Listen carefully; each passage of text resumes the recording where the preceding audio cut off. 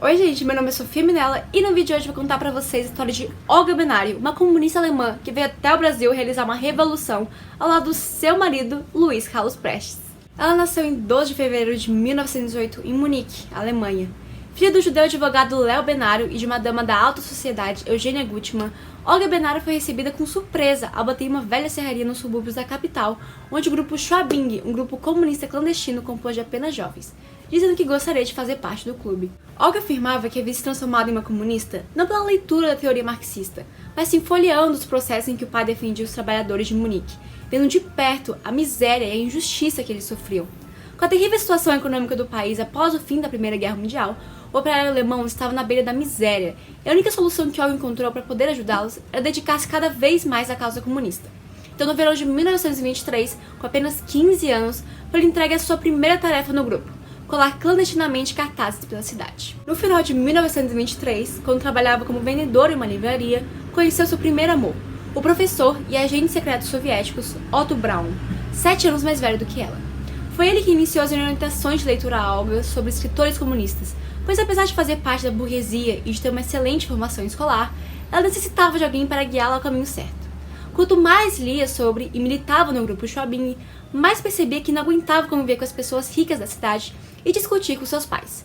Por isso, decidiu, então, se mudar com Otto para Fortaleza Vermelha, um bairro operário em Berlim. Com nomes e identidades falsas, o casal vivia em um pequeno sobrado.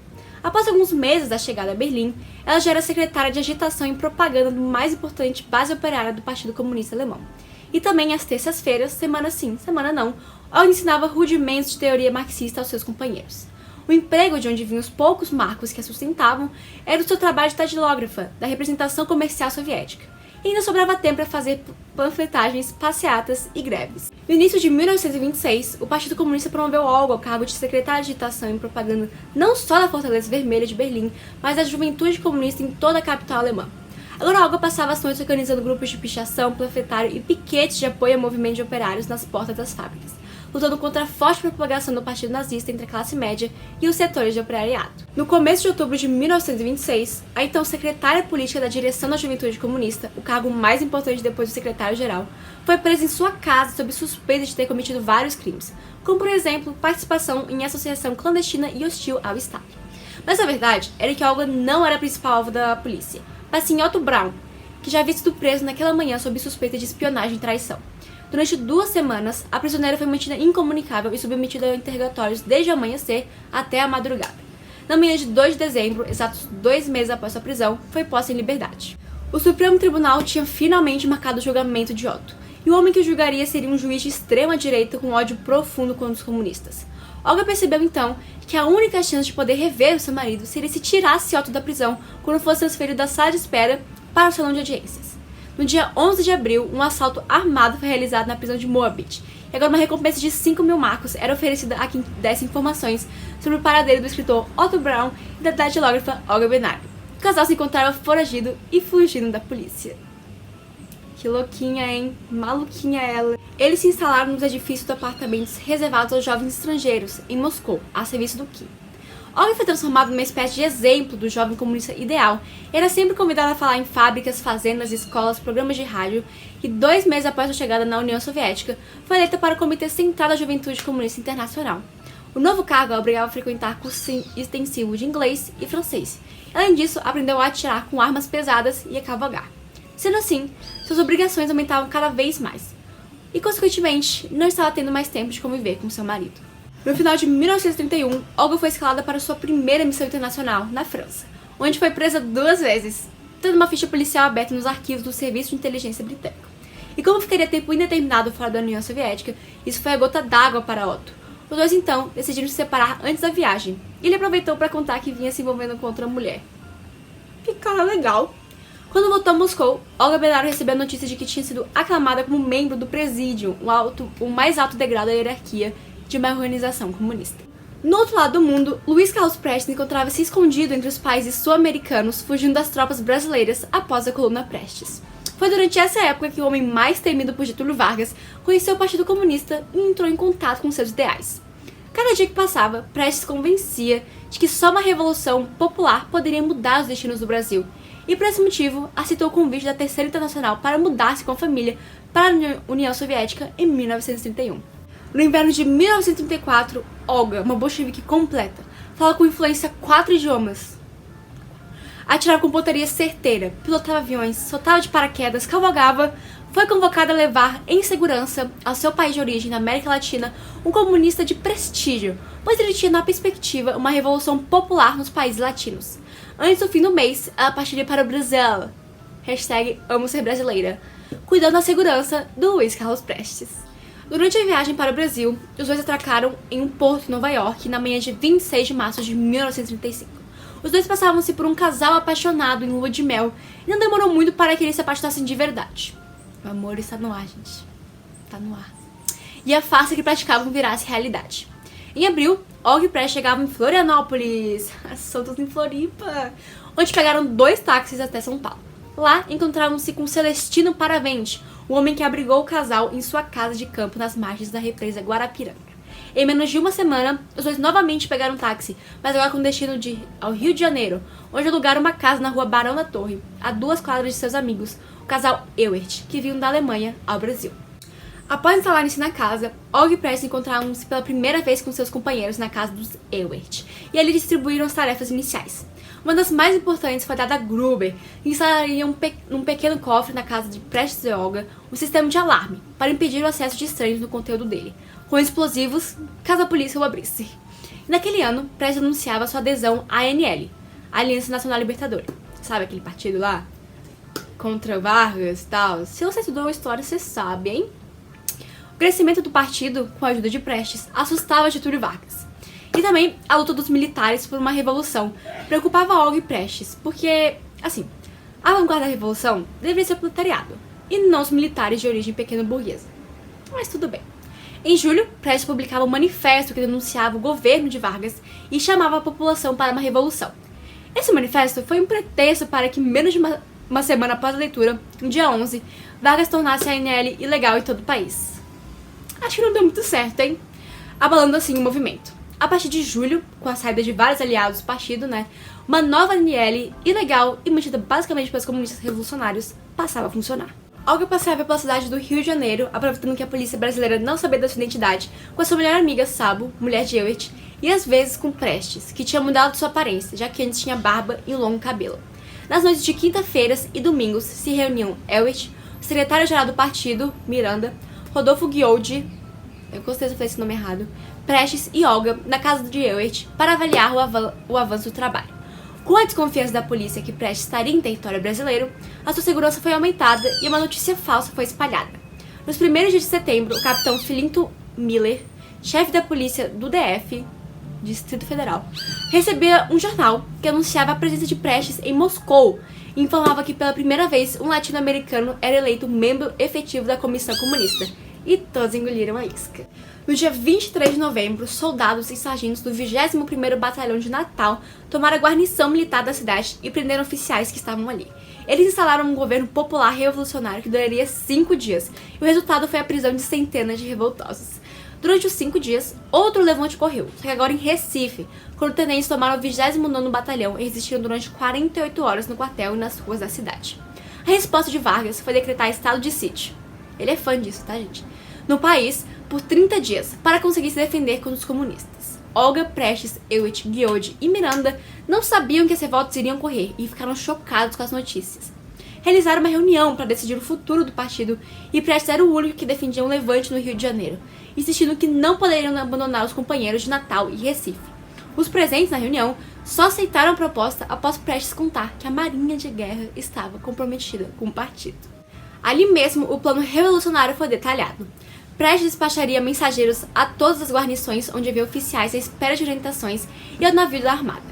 O terceiro regime de infantaria se levantaria e suas tropas se dividiriam em 3 colunas. Uma marcharia ao arsenal da Marinha, outra ao palácio para prender Getúlio Vargas, e a última tomaria o Palácio Guanabara. Para convocar a população à revolta, o Partido Comunista publicou em um manifesto afirmando que Prestes encontrava-se no Brasil. À noite, Victor Baron, esse nome super sem falar, comunicou a Comintern que o levante fora desencadeado e que ele começaria às 3 horas da madrugada no dia 27 de novembro de 1935. A revolução começou 3 horas da madrugada e acabou à 1h30 da tarde. Gente, não deu muito certo. Nenhuma das guarnições da vila militar se levantou e não houve nenhuma rebelião na escola militar. E tampouco o capitão Trifino Correia recebeu o bilhete de Prestes, pois o mensageiro foi preso. A revolta ficou restrita ao 3º regime de infantaria e à escola de aviação militar, e foi sufocada à força em poucas horas. A revolução chegava ao fim, com 2 dezenas de mortos e centenas de presos, sendo os comunistas, aliancistas e simpatizantes os vitimados pela maior caçada policial que o país conhecera. O estado de sítio decretado deixava o governo livre para prender, torturar e repreender todos aqueles que possuem ideais similares aos revoltosos. O responsável por tais prisões foi o chefe da polícia do DF, Filinto Miller. Lembrem desse cara. Sendo no final do mês possível encontrar milhares de pessoas encarceradas. A revolta ficou conhecida posteriormente como Intentona Comunista. Que eu sei que você estudou na escola isso.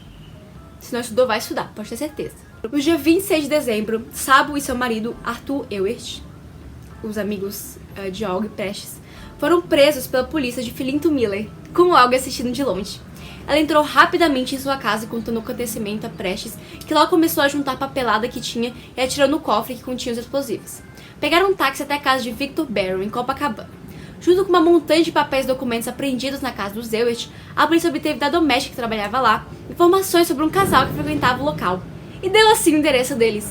O casal era Prestes e Olga. Eles têm muita sorte, tá? Muita. E cada centímetro da casa deles foi investigada pela polícia, incluindo o cofre, que não explodiu quando foi aberto. E o cara que construiu, o Paul Gruber, era na verdade um espião a serviço do Intelligence Service, que isso foi descoberto só 4 anos depois. E o casal que havia sido preso foi vítima de torturas violentas e mesmo assim nunca falaram nada. Agora Miranda e Elsa foram presos, o que trouxe preocupação a Prestes, já que o secretário do partido sabia o endereço dele. Então tiveram que mudar de casa novamente. Agora iriam a um bairro operário de 70 mil habitantes, conhecido como Meyer. Apenas uma pessoa sabia a localização do casal. Quando o argentino Rodolfo Ghioldi foi preso, ele forneceu inúmeras informações à polícia, sendo uma delas a que Prestes estava casado com uma mulher, provavelmente estrangeira, e tinha absoluta certeza de que seu nome era Olga. Começava então a Operação Pente Fino, dirigida por Filinto Miller. Esse cara é legal, hein? Onde, rua por rua, cada casa era revistada. Foi assim, então, que o paradeiro de Olga e Prestes foi descoberto pela polícia militar no dia 5 de março. E esse foi o último dia que eles se viram pela última vez. Quando Olga foi presa, a polícia brasileira não sabia sua real identidade. Só vieram descobrir após uma carta do embaixador alemão Moniz de Aragão, onde ele contava que a mulher presa era Olga Benário, agente comunista da Terceira Internacional com grande inteligência e coragem, conhecida pela polícia alemã como extremamente eficiente. A informação sobre a verdadeira identidade dela deve ter sido mantida em segredo pelo Brasil, porém foi divulgada mesmo assim. A cela que permaneceria por meses era dividida por médicas, escritoras, atrizes e a sua amiga Sabo estava ali também. Todas vítimas da repressão realizada pela polícia brasileira. E um mês depois, descobriu algo inesperado. Estava grávida. Meu Deus, gente. Como assim? Infelizmente, esse fato não impediria que a ameaça de expulsão de Olga do país se tornasse mais concreta. Olga gostaria de dar luz ao seu filho no Brasil e permanecer aqui, já que era judia e comunista, tornando um risco para sua vida se caísse nas mãos de Hitler na Alemanha. Mesmo lutando judicialmente para que não fosse deportada, o governo estava firmemente decidido a levá-la para a Alemanha. O que estranhava a todos, já que não havia nenhuma acusação de qualquer delito que Olga pudesse ter praticado no Brasil, nem sequer a sua extradição havia sido pedida pelo governo de Adolf Hitler. Prestes a soube da sua gravidez após ela já estar 4 meses grávida. No dia 23 de setembro de 1936, Olga foi tirada da prisão com a premissa que a polícia brasileira ia levá-la a um hospital para ser internada na ala de maternidade. Nada disso era verdade. Com uma rebelião formada na cadeia pelos presos que não queriam deixá-la embora, essa seria a última vez que Olga estaria no Brasil. Quando menos esperava, já estava dentro de um navio com destino a Hamburgo, na Alemanha, com sua amiga Elisa Ewert.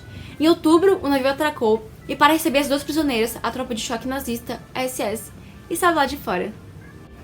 Após quase 7 horas de viagem, Olga entrava no prédio número 15 de Bernstrasse. Não sei se falei certo. A temida prisão de mulheres da Gestapo. Seus cabelos foram cortados e um uniforme listrado foi lhe entregue. A sua cela era um cubículo de 2 metros por 2, com chão de cimento e um colchão fino colocado sobre uma laje de concreto. Na madrugada de 27 de novembro de 1936, um ano após a frustrada revolta no Rio de Janeiro, Olga acorda com um colchão encharcado. A sua bolsa havia estourado. Ela dava luz a uma menina que deu o nome de Anita Leocádia, Anitta, em memória da brasileira Anitta Garibaldi, e Leocádia, em homenagem à sogra. Foi permitido que Anitta ficasse com a mãe até que o período de amamentação terminasse. Enquanto isso, sua sogra Leocádia e sua cunhada Lígia lutavam diariamente para que Olga e a sua filha fossem libertadas da prisão. Procuraram ajuda de vários países e viviam em frustração, já que nada era feito por Olga. Só no começo de fevereiro, quando Anitta já estava com 4 meses, foi que elas descobriram pela Cruz Vermelha que Olga tinha parido, né? E finalmente a correspondência entre as duas estava autorizada, oficialmente. Prestes descobriu do nascimento da filha por uma carta da mãe, datada de 6 de março. No dia 8 de maio, Prestes foi condenado pelo Tribunal de Segurança Nacional a 16 anos e 8 meses de prisão. Dona Leocádia lutava para ficar com a guarda da neta, mas o pedido era sempre negado. E agora davam desculpa de que, sem certidão de casamento entre Olga e Prestes, o governo não reconheceria o casamento e, por conta disso, não podiam provar o parentesco de Anitta com ela. Leocádia tentou buscar ajuda com a mãe de Olga, já que o pai tinha falecido, e ela disse que não ajudaria, pois Olga não era mais a sua filha. No dia 21 de setembro de 1987, Prestes conseguiu assinar um documento afirmando que Anitta era sim a sua filha. Esse documento foi mandado à Gestapo, que demorou 3 meses para permitir a libertação da criança. No dia 21 de janeiro de 1938, Lígia e Dona Leocádia receberam Anitta, um bebê saudável de quase 14 meses, que tempos depois mudaram-se para o México. Nos primeiros dias de março, Olga foi transferida de cadeia. Sua nova localização seria o campo de concentração de Lichtenberg. Quando chegou, foi posta em uma solitária, em que passava parte do seu dia jogando xadrez com um tabuleiro improvisado e fazendo ginástica. Olga era vista como uma heroína no campo, pois todos sabiam da libertação de Otto, a militância em Moscou, a frustrada revolução no Brasil e a separação da filha. Nos primeiros dias de abril, ela foi solta da solitária e agora podia ficar junto com as outras prisioneiras em salas coletivas, onde encontrou novamente a sua amiga Elisabeth, que estava na beira da morte. Durante o ano e pouco que passou em Lichtenberg, ela seria levada meia dúzia de vezes a Berlim para novos interrogatórios, sendo torturada frequentemente. Olga foi transferida novamente, agora para Ravensbrück, no bloco número 11. Dentro do pavilhão, o cheiro de fezes e urinas eram insuportáveis, e como Olga tinha sido designada pela Gestapo como a responsável pelo bloco das judias antissociais, ela teve que botar ordem no local. Fez todas se limparem em bloco, tomarem banhos diários e acordar mais cedo para praticar ginástica. Além disso, Olga reunia-se com pequenos grupos de prisioneiras para tentar transmitir algumas noções básicas sobre as questões políticas que tinham levado o mundo à guerra. O dia que Heinrich Himmler, gente, esses nomes estão me complicando, foi visitar o campo de concentração. Várias prisioneiras gritavam palavrões e xingamentos ao chefe dos soldados. O resultado de tal desobediência foi que 80 mulheres foram escolhidas para uma punição exemplar. E uma das mulheres, óbvio, foi Olga. Ela passou 30 dias em uma solitária úmida e com a temperatura abaixo de zero, sendo açoitada regularmente. Agora Polônia, Dinamarca, Noruega, Luxemburgo, Holanda e Bélgica estavam sob controle do Reich nazista. Com as aulas que Olga dava sobre o lado político da guerra, ela foi delatada por uma das presas e passou mais 3 semanas na solitária. Logo no começo de fevereiro de 1942, pouco antes do dia em que Olga completaria 34 anos, ela foi convocada, junto com outras presas, a ir para um local chamado Bernburg. Ninguém sabia o que ocorria lá, apenas que todas as prisioneiras chamadas a irem para esse local nunca mais retornavam. E não foi diferente com Olga. No dia 23 de abril de 1942, Olga Benário Prestes foi morta pela câmara de gás na cidade alemã Bernburg. Prestes apenas descobriu sobre a morte da sua mulher alguns anos depois, através de um telegrama mostrado por um repórter. Getúlio Vargas havia assinado um decreto que concedia anistia aos presos políticos. Sendo assim, Prestes havia sido solto, mas o decreto foi feito tarde demais para salvar a vida de Olga. Então, gente, esse foi o vídeo. Tomara que tenham gostado. Eu acho a história da Olga muito interessante e acho que todos deveriam conhecê-la, porque ela foi uma mulher incrível. Bom, o vídeo foi esse. Espero que tenham gostado. Não esquece de dar o like, se inscrever no meu canal, que me ajuda bastante, tá bom? Um beijo e até o próximo vídeo. Tchau!